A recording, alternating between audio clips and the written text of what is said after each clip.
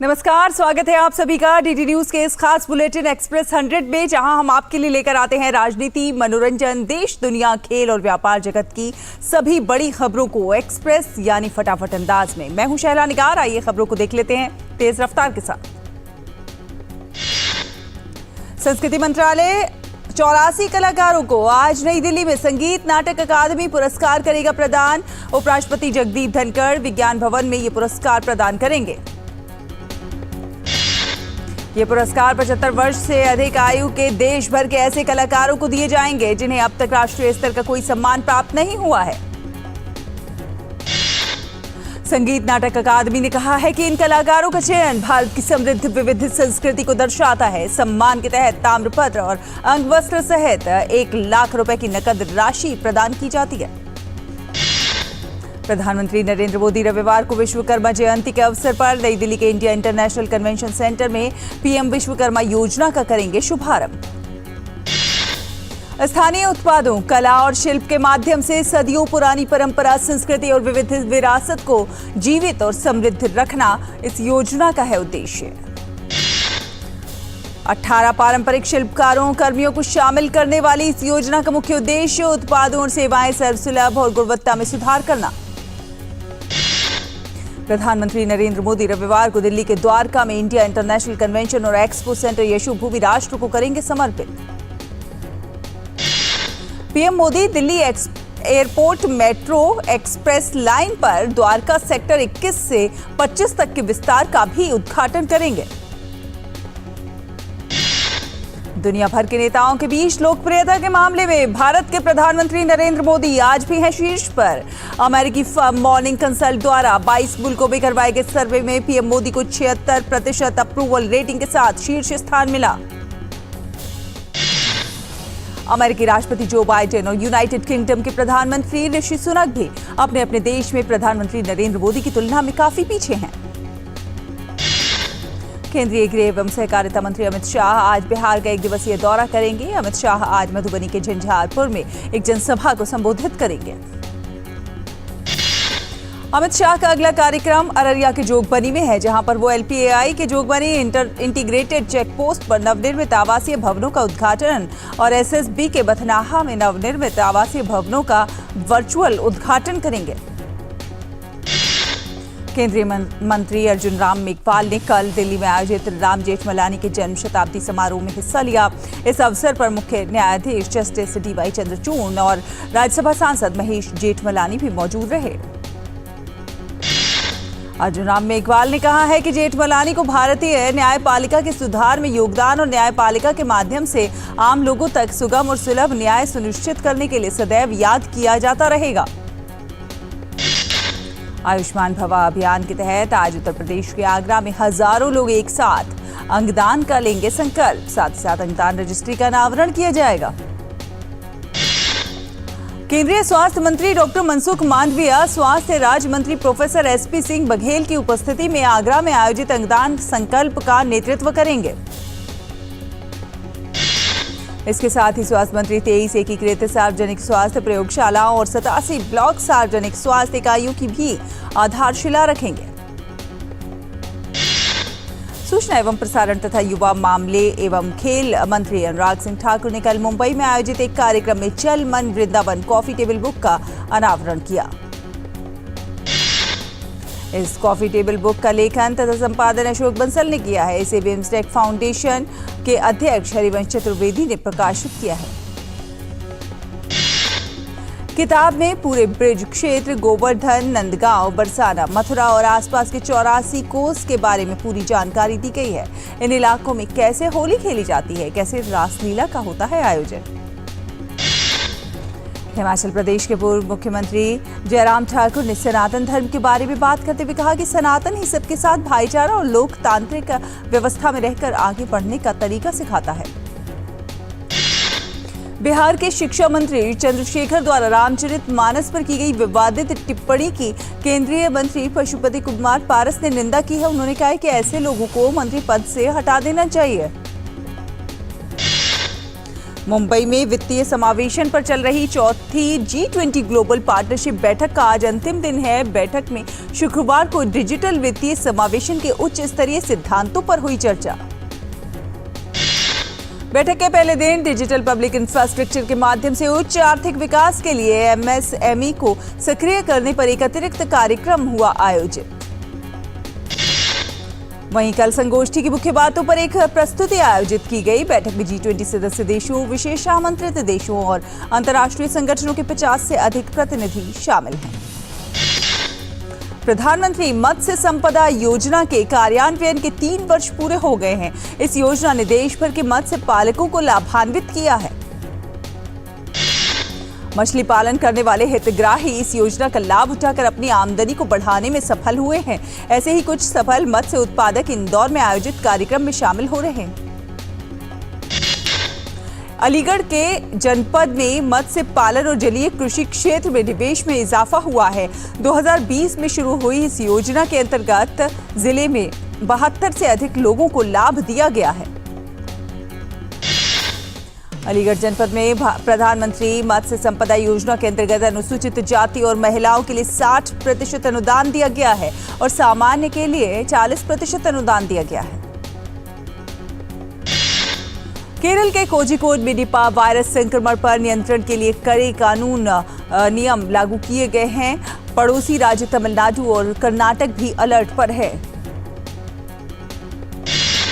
केंद्र और ICMR NIV के उच्च स्तरीय दल BSL-3 प्रयोगशालाओं की मोबाइल यूनिट के साथ कोझिकोड में है और ये दल ग्राउंड टेस्टिंग कर रहे हैं। केंद्रीय स्वास्थ्य एवं परिवार कल्याण मंत्रालय हालात पर लगातार नजर बनाए हुए है। कोझिकोड इलाके में प्रभावित ग्राम पंचायतों को संगरोधक क्षेत्र घोषित किया गया है। जम्मू कश्मीर में अनंतनाग के कोकेडनाग में आज लगातार चौथे दिन आतंकियों से मुठभेड़ जारी है। गडूल पहाड़ी इलाके के जंगलों में छुपे आतंकवादियों का नाश करने के लिए सेना ने कमर कस रखी है। आतंकवादियों का पता लगाने के लिए चल रहे अभियान में हेलीकॉप्टर, ड्रोन और क्वाडकॉप्टर सहित कई उन्नत मशीनों का इस्तेमाल हो रहा है। आम लोगों की सुरक्षा सुनिश्चित करने के लिए क्षेत्र के निकट रहने वाले नागरिकों को हटा दिया गया है। बुधवार को आतंकवादियों के साथ शुरू हुई मुठभेड़ में 19 राष्ट्रीय राइफल्स इकाई के कमांडिंग अधिकारी कर्नल मनप्रीत सिंह, मेजर आशीष और जम्मू कश्मीर पुलिस के उपाधीक्षक हुमायूं भट्ट शहीद हो गए थे। ऑपरेशन गुरुवार को भी जारी रहा, जिसमें 2 सैनिक घायल हो गए, जिन्हें बाद में इलाज के लिए अस्पताल में स्थानांतरित कर दिया गया। मीडिया रिपोर्ट के अनुसार गुरुवार से लापता एक जवान के भी शहीद होने की खबर है।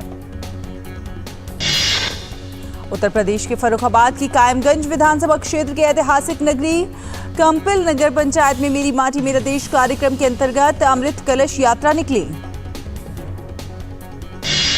कलश यात्रा के दौरान घर घर से संपर्क कर आंगन की मिट्टी और अक्षत कलश में इकट्ठा किया गया। सांसद मुकेश राजपूत के नेतृत्व में यह कार्यक्रम आयोजित हुआ। यूपी के चंदौली में बबुरी के पास मुस्तफापुर बिनपुरवा में राज्यसभा सांसद और भाजपा महिला मोर्चा के राष्ट्रीय उपाध्यक्ष दर्शना सिंह के नेतृत्व में अमृत कलश यात्रा निकाली गई। कार्यक्रम के तहत शहीदों के परिजनों को सम्मानित करने के लिए उनके घर और हर गांव के घर घर से एक चुटकी माटी लेने के लिए कलश यात्रा निकाली जा रही है। फिलहाल बुलेटिन में वक्त एक छोटे से ब्रेक का है। ब्रेक के उस पार खबरों का ये सफर जारी है। देखते रहिए DD न्यूज। शेयर मार्केट में इन्वेस्ट करें, गारंटीड रिटर्न से लाखों कमाएं। ये लिमिटेड ऑफर सिर्फ आपके लिए। नागिन की आंख में कैमरा फिट होता है। तुम भी क्या बकवास में यकीन करती हो? आप भी तो वही कर रहे हो पापा। शेयर मार्केट में कोई गारंटीड रिटर्न्स का वादा नहीं कर सकता। ऐसा कोई मैसेज, मेल या एड दिखे तो समझिए गलत है। ऐसे स्कीम निवेशक के साथ धोखा है और कानूनन अपराध भी। कितनी बार तो समझाया आपको। समझकर इन्वेस्ट कर। ब्रेक के बाद स्वागत है आपका। आप देख रहे हैं एक्सप्रेस 100। चलिए रुक करते कुछ अन्य खबरों का। उत्तराखंड के चमोली जिले में भारत के प्रथम गांव माना में G20 शिखर सम्मेलन की सफलता और मेरी माटी मेरा देश के तहत आकाशवाणी दिल्ली द्वारा एक भव्य सांस्कृतिक कार्यक्रम का आयोजन हुआ। आकाशवाणी नई दिल्ली, आईटीबीपी और चमोली जिला प्रशासन के सहयोग से ये कार्यक्रम बद्रीनाथ धाम से 3 किलोमीटर आगे वाइब्रेंट विलेज माना में आयोजित हुआ।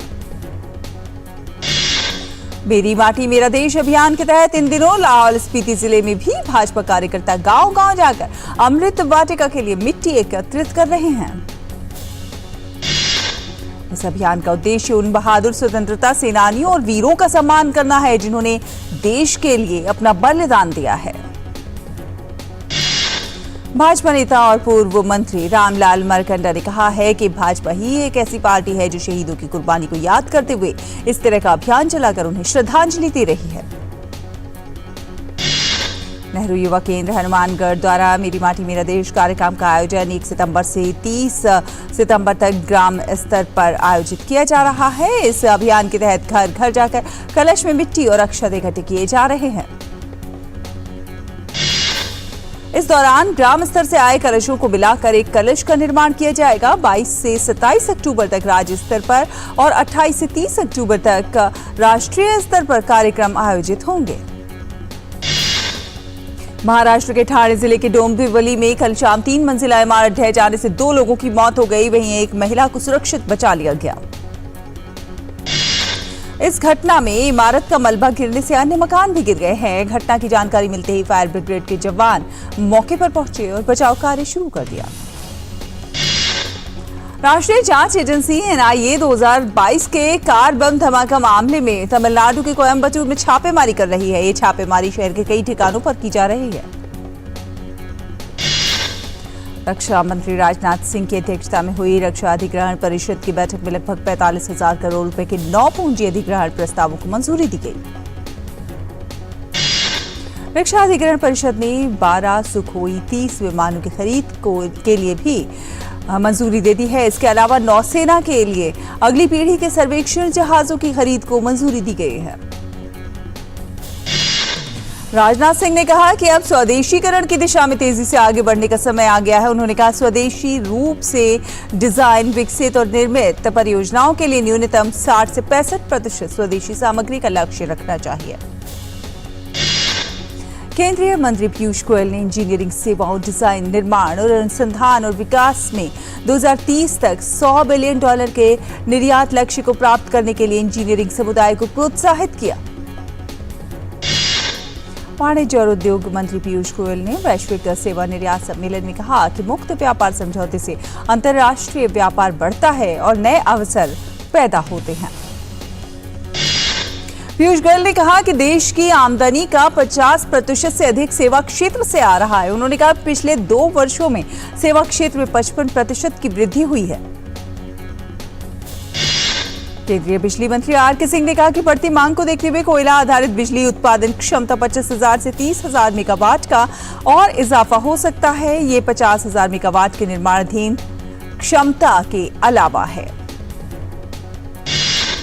उद्योग मंडल CII के सम्मेलन में आर.के. सिंह ने कहा कि भारत में इस समय लगभग 25,000 मेगावाट की कोयला आधारित बिजली उत्पादन क्षमता निर्माण प्रक्रिया में है, जबकि 25,000 मेगावाट की अतिरिक्त क्षमता की योजना बनाई गई है। भारत का कुल निर्यात पिछले महीने 60 अरब 87 करोड़ डॉलर होने का अनुमान है। इस अवधि के दौरान इंजीनियरिंग सामान का निर्यात 9 अरब डॉलर से अधिक रहा। अगस्त महीने में फार्मा निर्यात में 4.53% और अप्रैल से अगस्त के बीच 15.74% की दर से वृद्धि हुई है। पिछले महीने व्यापार घाटा भी कम होकर 11 अरब 63 करोड़ डॉलर रह गया।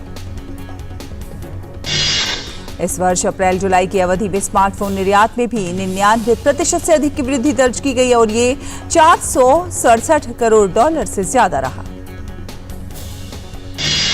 नियंत्रक एवं महालेखा परीक्षक कार्यालय को राजभाषा नीति के सर्वश्रेष्ठ क्रियान्वयन के लिए केंद्रीय गृह मंत्रालय ने राजभाषा कीर्ति पुरस्कार से सम्मानित किया है। अंतर्राष्ट्रीय बाजार में कच्चे तेल की कीमतें बढ़ने का सिलसिला लगातार जारी है। आज ब्रेंट क्रूड ऑयल $94 प्रति बैरल से ऊपर कारोबार कर रहा है। विश्व आर्थिक मंच की नवीनतम चीफ इकोनॉमिस्ट आउटलुक के रिपोर्ट के अनुसार राजनीतिक तथा वित्तीय अस्थिरता के बीच आने वाले वर्ष में वैश्विक अर्थव्यवस्था कमजोर होगी। हिंदुजा समूह की प्रमुख कंपनी अशोक लेलैंड उत्तर प्रदेश में 1000 करोड़ रुपए के निवेश से बस बनाने का कारखाना चलाएगी। इस कारखाने में पर्यावरण अनुकूल परिवहन व्यवस्था पर विशेष जोर होगा। चीनी राष्ट्रपति शी जिनपिंग ने कंबोडियाई प्रधानमंत्री हुन मानेट के साथ मुलाकात के बाद कहा कि वो कंबोडिया के साथ नियमित रणनीतिक संचार बनाए रखने और संबंध को और मजबूत करना चाहते हैं। अमेरिका में भारतीय छात्रा जानवी कंजुला के लिए न्याय की मांग और सिएटल में तैनात 2 पुलिस अधिकारियों के इस्तीफे की मांग को लेकर विभिन्न समुदायों के लोगों ने एक रैली आयोजित की। रैली उस स्थान पर आयोजित की गई जहां तेज रफ्तार पुलिस गश्ती कार के टक्कर मारने से जानवी की मौत हो गई थी।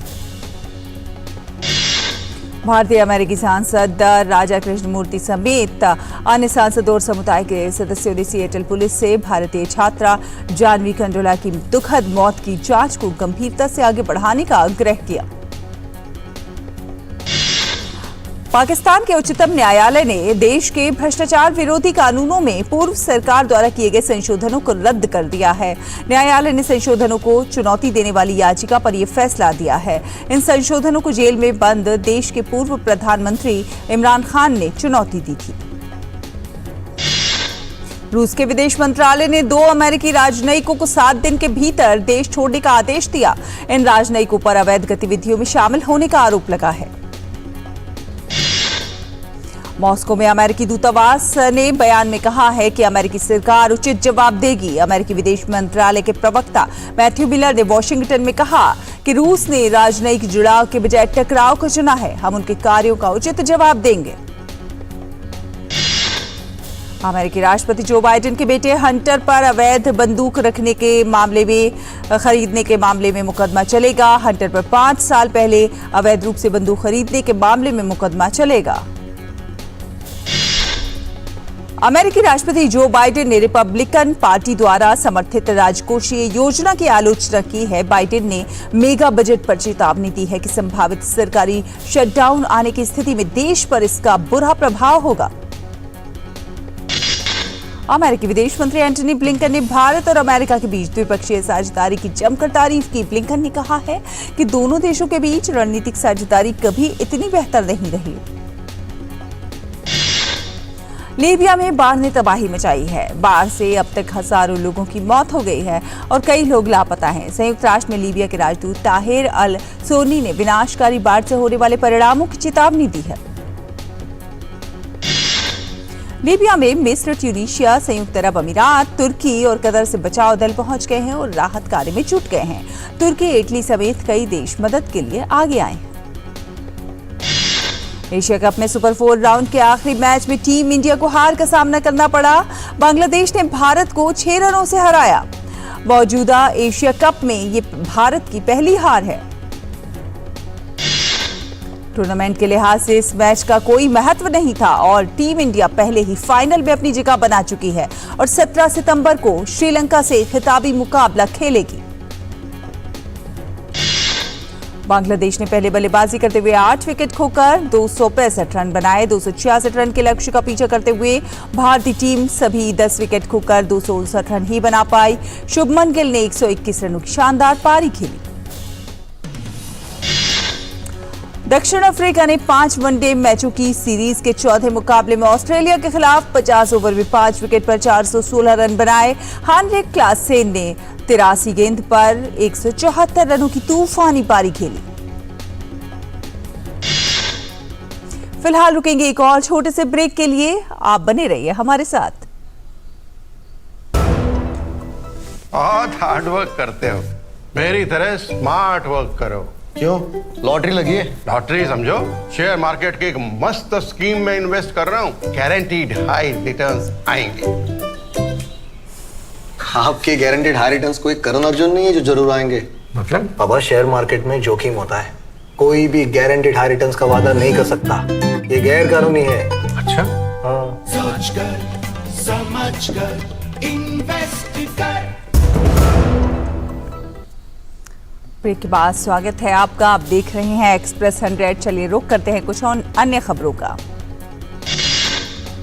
दक्षिण अफ्रीका ने 7वीं बार वनडे में 400 से ज्यादा रन बनाए। जवाब में ऑस्ट्रेलियाई टीम 252 रन पर सिमट गई और दक्षिण अफ्रीका 164 रन से मुकाबला जीतने में कामयाब रही।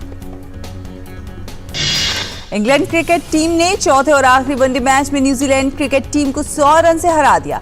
इस जीत के साथ ही इंग्लिश टीम ने 3-1 से सीरीज अपने नाम की। लॉर्ड्स में खेले गए चौथे वनडे में मेजबान टीम ने डेविड मलान के शतक की मदद से 311 का स्कोर बनाया। जवाब में कीवी टीम 211 रन बनाकर सिमट गई।